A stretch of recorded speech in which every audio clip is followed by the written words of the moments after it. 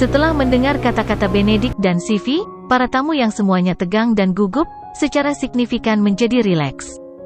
Memang, batang atas yang kaya semuanya busuk sejak usia muda dan menikmati semua jenis hak istimewa. Mereka tidak tahan dianiaya sama sekali, jadi bagaimana mungkin seorang keturunan bersedia menjadi menantu yang tinggal selama 3 tahun? Semua orang merasa bahwa pemecatan Ryan sebagai agen umum tidak ada hubungannya dengan Jordan. Mungkin kebetulan saja Jordan menelepon dan berpura-pura berwibawa, atau mungkin Jordan sudah mengetahui berita itu sebelum menelepon. Namun, apapun yang terjadi, karir Ryan berada di ambang kehancuran, dan itu adalah fakta yang sudah pasti. Nyonya Camden tua mengedipkan mata pada Herman, yang segera mengerti, mengambil anggur merah yang baru saja diberikan Ryan kepada mereka, dan kemudian berjalan mendekat. Ryan, ambil kembali sebotol anggur ini. Ibuku memiliki perubahan preferensi akhir-akhir ini, dan dia tidak suka minum anggur merah lagi. Setelah mengetahui bahwa Ryan telah dihapus sebagai agen umum, Herman mengubah cara dia menyapa Ryan. Dia memanggilnya sebagai Tuan. Entahlah barusan, tapi sekarang, dia memanggilnya dengan nama. Dia bahkan mengembalikan hadiah Ryan. Dia jelas tidak ingin ada hubungannya dengan Ryan. Ryan dengan panik berkata, Tuan Camden, simpan anggur untuk dirimu sendiri. Jika Nyonya Tua Camden tidak minum anggur merah, kalian bisa meminumnya sebagai gantinya. Herman bersikeras mengembalikan anggur ke Ryan dan berkata, kami mengerti niat baik Anda, tetapi kami juga tidak suka minum. Ryan mengambil sebotol anggur dengan ekspresi malu saat dia buru-buru kembali ke mejanya dan bersiap untuk memberikannya kepada orang lain. Nona Clarke, Tuan Zack, saya membutuhkan banyak usaha untuk membeli sebotol Domaine della Romane Conti tahun 1990 ini. Saya akan membukanya sekarang. Ayo selesaikan. Ryan bahkan tidak memanggil pelayan dan membuka botol anggur sendiri. Namun, tidak ada yang mau minum sebotol anggur mahal setelah dibuka. Nona Clarke, saya akan menuangkannya untuk Anda. Silakan coba, Ryan berkata sambil berjalan menuju Victoria. Victoria dengan sopan menolak, maaf, saya mengemudi ke sini. Aku tidak bisa minum. Kamu tidak bisa minum? Ryan jelas ingat bahwa barusan, Victoria berinisiatif untuk bersulang untuknya. Ryan berjalan menuju Zack, yang juga membantah, aku hanya minum anggur putih. Orang-orang lain di meja mengambil kesempatan untuk mengambil gelas mereka dan pergi ke meja Nyonya Camden tua untuk bersulang untuknya dan mengucapkan selamat ulang tahun padanya. Victoria adalah satu-satunya yang tersisa di meja yang ramai beberapa waktu lalu. Orang miskin dalam masyarakat pragmatis. Melihat keadaan menyedihkan yang dialami Ryan, Jordan tidak bisa menahan diri untuk tidak menggelengkan kepalanya. Camdens dan eselon atas dalam lingkaran ini terlalu pragmatis. Tidak heran jika Hailey tidak setia kepada suaminya demi uang. Ketika Ryan melihat bahwa Victoria adalah satu-satunya yang tersisa di meja, dia pikir Victoria masih bersedia menjadi temannya. Ryan maju dan bertanya, Nona Clarke, bisakah kita bertukar nomor? Saya ingin mengajak Tuan Willis keluar untuk makan jika ada kesempatan di masa depan. Victoria menyesap teh dan berkata, maaf, saya tidak membawa ponsel saya. Oh, baiklah. Ryan terlihat sangat malu. Sebagai seorang pria, hal yang paling menyedihkan dan menyiksa bukanlah dipukuli tetapi dihina dan dipandang rendah oleh orang lain. Jordan sudah memberi Ryan hukuman yang pantas dia terima. Ryan berdiri diam sendirian dengan sebotol anggur merah di tangannya sementara yang lain tertawa dan mengobrol riang di antara mereka sendiri.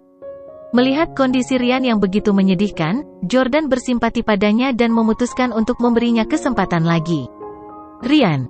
Jordan tiba-tiba memanggil Ryan dan kemudian mengeluarkan gelas anggur kosong.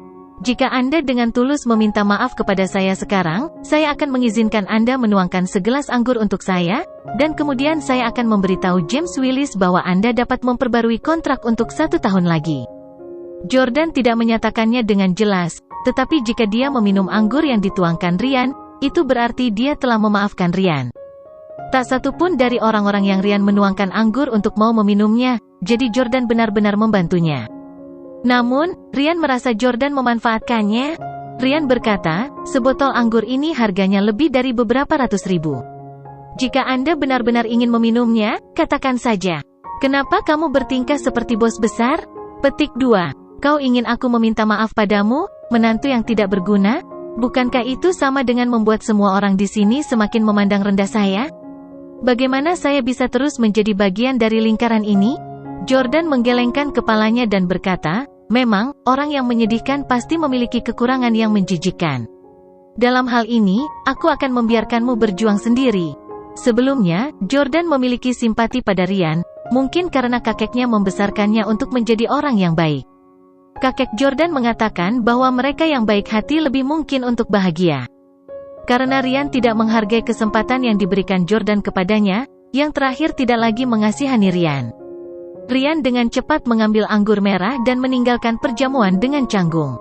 Setelah Ryan pergi, Jordan menatap punggungnya yang sedih dan diam-diam berpikir. Aku ingin tahu apakah aku akan bertemu orang ini lagi di masa depan. Dia mungkin akan sangat menyesal ketika mengetahui bahwa aku adalah CEOs Corporation di masa depan, ya? Sambil memikirkannya, Jordan menyendok sup untuk dirinya sendiri dengan sendok. Yang mengejutkannya, Elle, yang duduk di seberangnya, ingin minum sup juga, dan karenanya, sendok mereka bersentuhan. Dentang. Ah, menyebalkan sekali, sendokku menyentuh sendok yang tidak berguna itu. Sendokku sekarang kotor. Elle segera terisak dan meratap jijik. Drew buru-buru berbicara untuk saudara perempuannya, Jordan, dari semua hidangan, Anda hanya harus bersaing dengan saudara perempuan saya. Apakah ini yang Anda inginkan? Bahkan, Jordan hanya memikirkan beberapa hal dan tidak repot-repot memperhatikan apa yang ingin dia makan. Ketika dia melihat lebih dekat, dia menyadari bahwa itu adalah sup pepaya dengan kurma merah dan biji teratai. Pepaya. Jordan melihat sosok menggairahkan Elle dan langsung merasa canggung. Sosok Elle yang menarik terakreditasi untuk dietnya dan bukan genetikanya. Setiap kali dia makan dengan Elle, Jordan menyadari bahwa dia suka makan makanan yang tampaknya akan meningkatkan ukuran payudara, seperti pepaya. Jordan melihat sosok Elle yang sudah hampir sempurna dan berkata, kamu tidak perlu makan pepaya lagi kan? Elle segera menjadi marah dan berdiri untuk berjalan menuju Jordan. Dia kemudian berdiri diam, hampir menekan tubuhnya ke dekat Jordan. Ketika Jordan melihat ke atas, dia merasa seperti sedang melihat puncak gunung. Elle bertanya dengan marah, Jordan, apa maksudmu dengan itu barusan? Mengapa saya tidak perlu makan pepaya lagi? Jordan adalah sepupu ipar Elle dan karenanya tidak bisa menyatakan hal-hal terlalu eksplisit. Jordan berkata, lupakan saja, anggap saja aku tidak mengatakan apa-apa. Aku akan membawakan sup untukmu. Kamu bisa meminumnya sendiri. Namun, bahkan setelah Jordan mengambil inisiatif untuk membawa sup ke Elle, yang terakhir masih tidak ditenangkan. Dia berjalan ke meja Nyonya Tua Camden dan mengeluh. Nenek, jangan biarkan Jordan tinggal untuk makan siang. Dia bahkan tidak menyiapkan hadiah ulang tahun. Mengapa dia harus diizinkan makan di pesta ulang tahunmu? Dalam 3 tahun terakhir, Paman dan Bibi ingin menyingkirkan Jordan. Nenek, jika Anda tidak menahannya, bagaimana dia bisa tinggal di keluarga kami selama 3 tahun? Sungguh tidak tahu berterima kasih. Kami mungkin telah memperlakukannya dengan buruk, tetapi kami setidaknya membiarkannya tinggal di apartemen mewah dan mengendarai mobil mahal. Namun, dia bahkan tidak menyiapkan hadiah untuk ulang tahunmu yang ke-80. Meskipun Elle mempermasalahkan Jordan, dia memang masuk akal. Tugas Jordan adalah menjadi menantu yang tinggal selama 3 tahun. Jika dia berhenti, dia akan dianggap gagal, dan kakeknya akan menghukumnya sesuai dengan itu. Jika bukan karena desakan Nyonya Tua Camden untuk tidak membiarkan Hailey menceraikan Jordan selama 3 tahun, misi Jordan akan gagal sejak lama. Selain itu, Camdens telah menyediakan untuk Yordania selama 3 tahun. Hari ini, dia secara resmi akan meninggalkan Camdens. Terlebih lagi, itu adalah ulang tahun ke-80 Nyonya Tua Camden, jadi dia seharusnya membawakannya hadiah. Jordan memikirkannya, mengambil ponselnya, lalu menelepon butler Frank lagi. Hei, siapkan hadiah ulang tahun atas namaku dan kirimkan ke Marriott Hotel. Setelah mendengar kata-katanya, Elle berkata dengan jijik, Pes, apakah kamu akhirnya sadar? Namun, kami Camdens tidak akan menerima sampah yang Anda kirim. Drew juga menimpali, Jordan, jangan malu. Jangan membawa segala macam sampah ke pesta ulang tahun. Lihat semua hadiah di sini. Masing-masing bernilai setidaknya $30.000. Petik 2. Hailey juga tidak ingin Jordan mempermalukan dirinya dan dirinya. Lagi pula, mereka belum resmi bercerai, dan dia akan mempermalukan Hailey dan keluarganya. Hailey berkata, telepon dan kembalikan hadiahmu. Jika Anda bersikeras memberi nenek hadiah ulang tahun, saya akan meminta seseorang untuk menyiapkannya atas nama Anda. Petik 2. Jordan terus memakan makanannya dan mengabaikan mereka bertiga. Memang, dia tidak memberitahu butler Frank betapa mahalnya hadiah itu. Namun, dia tahu bahwa Stellus tidak akan pernah memberikan hadiah murah. Hanya 10 menit telah berlalu. Seorang pengantar tiba-tiba muncul di pintu masuk lobi hotel. Petugas hotel segera menghentikannya. Maaf, tapi ini jamuan ulang tahun Nyonya Tua Camden hari ini. Tidak ada yang diizinkan masuk. Petugas pengiriman berkata, "Oh, saya di sini untuk memberikan hadiah ulang tahun." Saat dia berbicara, petugas pengiriman mengeluarkan sebuah kotak indah yang jelas sangat mahal. Oleh karena itu, petugas membiarkan dia masuk. Petugas pengiriman berjalan masuk dan bertanya, "Bolehkah saya bertanya hari ini ulang tahun siapa?" Drew sangat marah saat melihat seragam pengantar, dan dia berdiri untuk menegur. "Ini pesta ulang tahun nenekku. Siapa yang membiarkanmu masuk?" Petugas pengiriman menjelaskan, "Saya baru saja bertemu dengan pemilik Rolls-Royce di East Central Boulevard, dan dia mungkin tidak dapat tiba di sini sekarang karena lalu lintas yang padat. Jadi, dia memberi saya $50 dan meminta saya untuk membawa hadiah ini ke Hotel Marriott." Mendengar penyebutan pemilik Rolls-Royce, sikap Drew langsung berubah. "Oh, jadi ini hadiah ulang tahun untuk nenekku. Berikan hadiah itu kepadaku." Setelah mengambil kotak hadiah, Drew dengan penasaran membukanya, hanya untuk tercengang. Itu adalah gelang batu giok zamrud? Nyonya Camden tua juga agak penasaran. "Drew, hadiah apa itu?" Drew buru-buru berlari dan berkata, "Nenek, lihat, ini gelang giok yang kelihatannya sangat mahal." Setelah melihatnya, Nyonya Camden tua meraihnya dengan penuh semangat dan mencoba merasakan teksturnya sambil menghargai warnanya. Dia menjadi sangat gelisah. Sungguh batu giok zamrud yang sangat indah. Apakah ada orang di sini yang memiliki pengetahuan yang kaya tentang batu giok? Bisakah Anda memberi saya perkiraan harga untuk gelang ini? Petik 2. Pada saat ini, seorang pria parubaya yang memiliki toko perhiasan datang. "Nyonya Camden tua, biarkan aku melihatmu." Sambil melihatnya, pria itu berkata, "Ini adalah jenis batu giok kaca yang memiliki warna murni, cerah, dan merata. Tidak ada satu cacat pun, dan itu harus mahal." Petik 2. Hampir meneteskan air liur, Hailey bertanya, "Bisakah Anda memberitahu saya berapa harganya?" Untuk mengamati tembus cahaya batu giok di bawah sinar matahari, pria itu berjalan ke jendela di pintu masuk aula tempat sinar matahari mengalir masuk. Setelah melihatnya, pria itu berkata dengan penuh semangat, "Itu tidak tembus cahaya, tetapi benar-benar transparan. Ini adalah kualitas terbaik dari batu giok. Gelang ini bernilai setidaknya $1 juta." Semua orang tercengang. Bagaimana mungkin seorang kurir mengirim sesuatu yang bernilai $1 juta? Siapa Taipan ini? Jordan adalah satu-satunya di tempat kejadian yang tahu bahwa orang yang mengirim pengantar untuk membawa hadiah itu adalah butler Frank.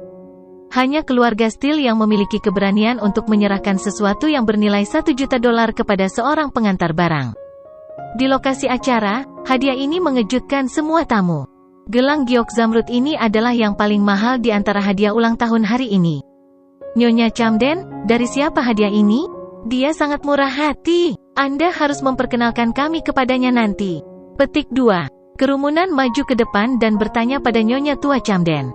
Bahkan, Nyonya Camden tua juga bingung, karena dia tidak bisa membayangkan dari siapa hadiah $1 juta itu. "Itu aneh. Semua keluarga yang memiliki hubungan dengan Camdens hadir hari ini. Kami tidak melewatkan siapapun, jadi dari siapa gelang ini?" Petik 2. Keluarga Camden saling memandang. Elle melihat gelang yang bernilai $1 juta dan sangat ingin menyentuhnya. Dia tiba-tiba bertanya, "Mungkinkah itu dari pelamar saya?" Kata-katanya segera membuat semua orang berspekulasi dan mulai menebak-nebak. Elle memiliki sosok menggairahkan yang akan membuat pria manapun yang menatapnya tidak bisa tidur di malam hari. Sekarang, dia baru berusia 20 tahun dan masih lajang. Banyak keturunan kaya ingin berkencan dengannya. Herman tertawa dan berkata, "Itu mungkin. Putri saya sangat cantik dan memiliki jutaan pengikut di internet. Hadiah itu kemungkinan dari keturunan kaya yang menyukai Elle." Petik 2. Victoria melirik Elle. Sebagai seorang wanita yang juga memiliki sosok yang sangat baik, dia setuju bahwa Elle memang sangat menarik dalam aspek itu. Victoria berkata, "Dalam hal ini, selamat sebelumnya, Tuan Camden. Menantu masa depan Anda benar-benar murah hati telah mengirim hadiah senilai $1 juta. Petik 2. Herman berkata dengan gembira, "Anda menyanjung saya, Nona Clarke." Hailey juga sangat sombong. Melihat Ellie bisa menikah dengan pria kaya, Hailey menjadi iri. Dia juga menatap Jordan dengan kebencian di matanya. Jordan agak terdiam dengan Camdens. Dia jelas telah memanggil seseorang untuk mengirim hadiah di depan semua orang di sana. Namun, tidak ada yang mengira bahwa hadiah itu dari Yordania setelah tiba. Mereka lebih suka percaya bahwa itu dari pelamar Ellie, yang pada akhirnya tidak masuk akal. Jordan meletakkan mangkuk dan peralatan makannya lalu bertanya kepada Hailey, "Hailey, apakah kamu sudah selesai makan?" Hailey memelototi Jordan dengan jijik sebelum bertanya, "Ya, sudah. Apa yang kamu inginkan?" Jordan bangkit dari meja dan berkata, "Karena kita sudah makan dan aku sudah memberikan hadiahku, ayo pergi ke kantor pengacara untuk bercerai sekarang." "Tunggu. Apa yang kamu katakan? Anda sudah memberikan hadiahnya? Kapan kamu melakukannya?" Hailey menanyai Jordan. Dia hanya merasa tidak puas dengan ketidakmampuan Jordan karena masalah hadiah karena bahkan pelamar Ellie telah mengirim hadiah senilai $1 juta. Jordan setidaknya telah menjadi menantu Camdens selama 3 tahun, namun dia bahkan tidak menyiapkan hadiah. Jordan menunjuk ke gelang batu giok di tangan Nyonya Camden tua dan berkata, "Itu hadiahnya." Setelah mendengar kata-katanya, Herman menamparkan meja dengan marah dan berdiri. "Yordania, kamu sangat tidak tahu malu. Beraninya kau mengatakan bahwa gelang ini adalah hadiah darimu? Itu bernilai $1 juta, jumlah besar yang tidak akan pernah bisa Anda dapatkan dalam beberapa kehidupan." Ellie juga sangat marah. "Hailey, bisakah kamu membuat suamimu yang tidak berguna itu berhenti mempermalukan dirinya sendiri? Ini jelas merupakan hadiah dari pelamarku." Drew mengejek, "Keluarga Anda yang terdiri dari 4 orang tidak memiliki kemampuan untuk mengirim hadiah ulang tahun yang layak, jadi Anda mengklaim hadiah orang lain sebagai milik Anda. Kamu benar-benar memalukan bagi Camdens." Petik 2. Merasa canggung dan malu, Hailey menggonggong pada Jordan. "Ayo cepat dan pergi ke kantor pengacara. Aku tidak ingin menjadi istrimu lagi, bahkan sedetik pun." Hailey mengambil tasnya dan berjalan menuju pintu. "Hailey, biarkan aku mengirimmu." Tyler buru-buru mengejarnya, tampak agak gembira. Jordan berbalik dan berkata kepada Nyonya tua Camden, "Selama 3 tahun terakhir, ada saat-saat baik dan buruk, tetapi bagaimanapun juga kami adalah keluarga. Gelang ini untukmu. Selamat ulang tahun." Ibu mertua Jordan, Sylvie, menegur dengan kesal, "Oke, cukup, hentikan aktingnya, cepatlah," dan tersesat. "Berhenti membual." Drew menyentuh luka di wajahnya dan berkata dengan kesal, "Jordan, setelah kamu bercerai, naik kereta dan segera pergi dari Orlando. Saya tidak ingin melihat Anda di Orlando lagi. Apakah Anda mendengar saya?" Jordan terkekeh dan berkata, "Ini kebebasan saya untuk memutuskan apakah saya ingin meninggalkan Orlando atau tidak. Kamu tidak berhak ikut campur." Setelah mengatakan itu, Jordan juga berjalan keluar dari pintu. Tepat saat dia keluar dari Hotel Marriott, sebuah BMW 7 Series berhenti sementara jendela kursi penumpang perlahan diturunkan. Tyler dan Hailey ada di dalam mobil. Tyler berkata, "Pang, Hailey bilang kamu tidak pantas duduk di BMW, jadi sebaiknya kamu naik sepeda bersama. Kami akan menunggumu di depan kantor pengacara." Setelah mengatakan itu, Tyler menginjak pedal gas, dan BMW melesat cepat. Jordan dengan santai memanggil taksi yang lewat dan mengikuti di belakang BMW. Mereka tiba di pintu masuk kantor pengacara, satu demi satu. Begitu sampai di kantor pengacara, mereka mengeluarkan buku rumah tangga, akta nikah, dan surat cerai yang sudah mereka siapkan. Segera, mereka berdua selesai dengan prosedur perceraian. Kantor pengacara memberi mereka masing-masing akta cerai berwarna ungu. Secara resmi dinyatakan bahwa pernikahan mereka telah bubar, dan mereka bukan lagi suami istri.